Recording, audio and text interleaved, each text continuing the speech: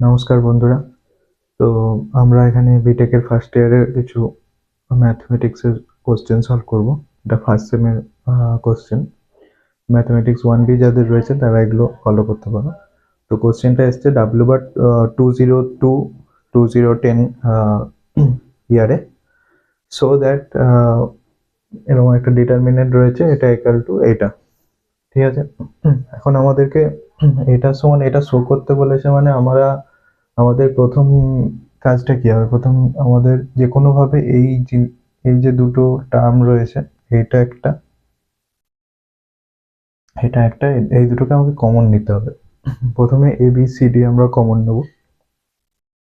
তো এটা তোমরা লিখে নেবে, এটা সমান দিয়ে লিখবে এখান থেকে এ বি সি ডি। ওকে, এ বি সি ডি কমন নিলে যে কোনো ডিটারমিনেন্ট থেকে তুমি যে কোনো একটা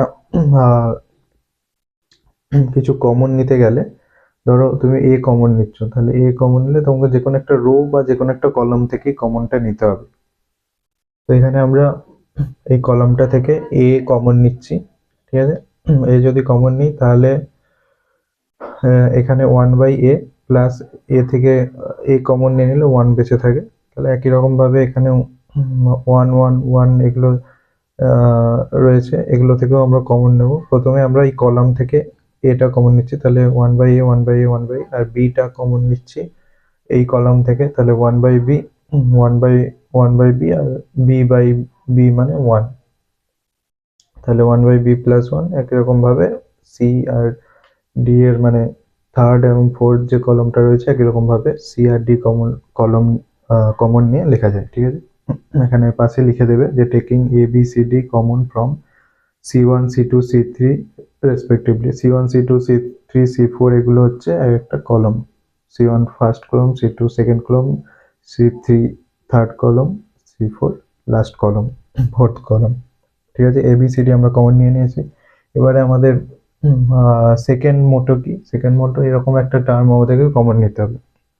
তাহলে ওই টার্মটা আমাদেরকে কোনো একটা রো বা কলমে সবগুলোতে নিয়ে আসতে হবে, তবেই আমরা কমন নিতে পারবো। তো সেটা করার জন্য আমরা কি করেছি দেখো, C1 ড্যাশ, মানে এই যে C1 কলমটা রয়েছে এটাকে আমরা C1 plus C2 plus C3 plus C4 এরকম ভাবে আমরা লিখতে পারি। ঠিক আছে, এটা একটা ডিটারমিনেটর প্রপার্টি বলতে পারো। তো যে কোনো আমরা কলমকে অন্য কোনো কলমের রেসপেক্টে এরকম ভাবে যোগ করে লিখতে পারি। সেটা আমাদেরকে শুধু লিখে দিতে হবে যে C1 ড্যাশটাকে আমরা, মানে C1 কলামটাকে আমরা কিভাবে রিপ্রেজেন্ট করছি অন্যান্য কলমের রেসপেক্টে। তো C1টাকে আমরা C1 plus C2 plus C3 C4, মানে এইটা, এই কলমটাকে আমরা এটা প্লাস এটা প্লাস এটা প্লাস এটা হিসাবে আমরা লিখছি। এখানে মানে 2 ইন্টু C3 বা অন্য কোনো নাম্বার দিয়েও আমরা লিখতে পারি।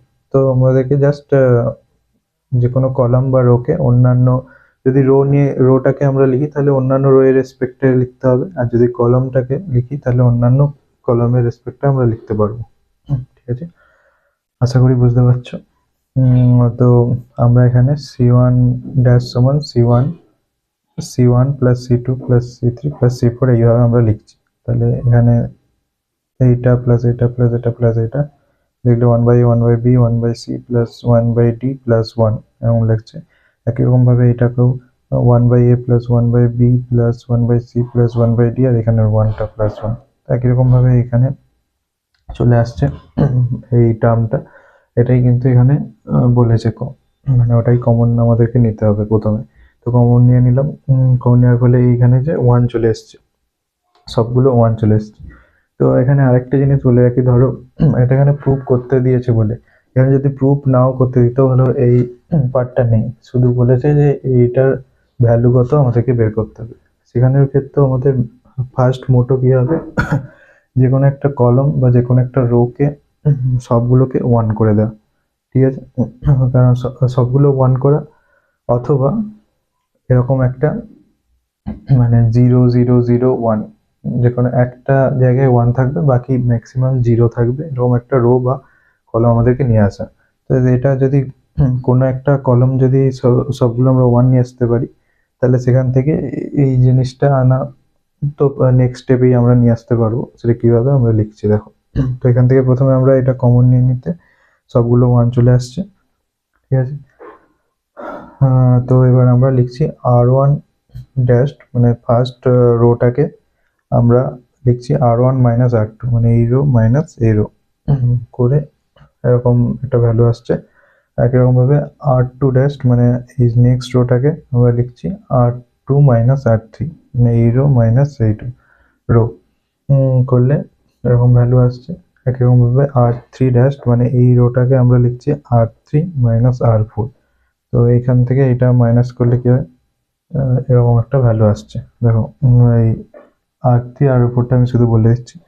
r3 মানে 1 minus 1 0 0 1 by b minus 1 by b, এটাও 0 1 plus 1 by c minus 1 by c 1 1 1 by d minus 1 ব্র্যাকেটের মধ্যে 1 প্লাস 1 বাই d, তাহলে এখানে হচ্ছে মাইনাস 1 আসবে, মাইনাস 1।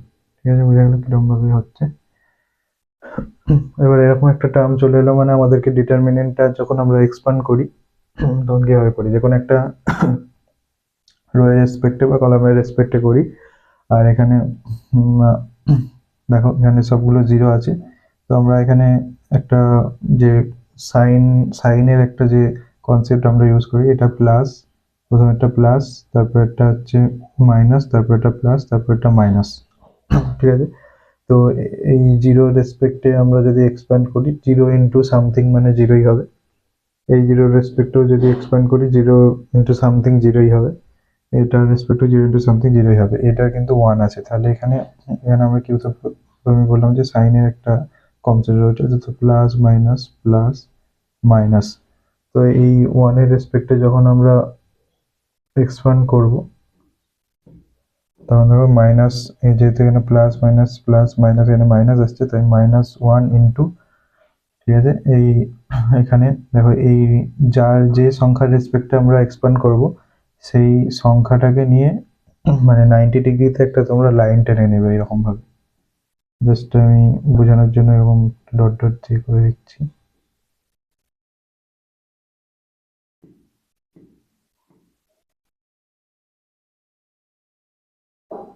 তো এই সংখ্যাটার রেসপেক্টে আমরা এখন এক্সপ্যান্ড করছি। তো এখানে সাইনটা হবে মাইনাস, কারণ plus minus plus minus minus 1 into এইখানে যে বাকি যে পড়ে রয়েছে সংখ্যাগুলো তার ডিটারমিনেন্ট, মাইনাস 1 0 0 1 মাইনাস 1 0 0 1 মাইনাস 1, ঠিক আছে। তো কিভাবে এক্সপ্যান্ড করতে হয় শিখে নিয়েছো। তো এটা হয়ে গেল। এবার এখানে দেখো কোনটা রেসপেক্টে এক্সপ্যানশন করলে মানে সহজ হবে। দেখো এই কলামটাতে একটা মাইনাস 1 1 আছে, কিন্তু এই রোটা রেসপেক্টে যদি করি তাহলে হচ্ছে এখানে শুধু মাইনাস 1টা করলেই হবে, কারণ 0 ইন্টু 0 রেসপেক্টে করলে 0কে তো গুণ করতে হবে, 0 ইন্টু যে টার্মটা আসবে সেটা 0ই হবে। তাহলে এই রো এর রেসপেক্টে আমরা এক্সপ্যান্ড করছি, ঠিক আছে।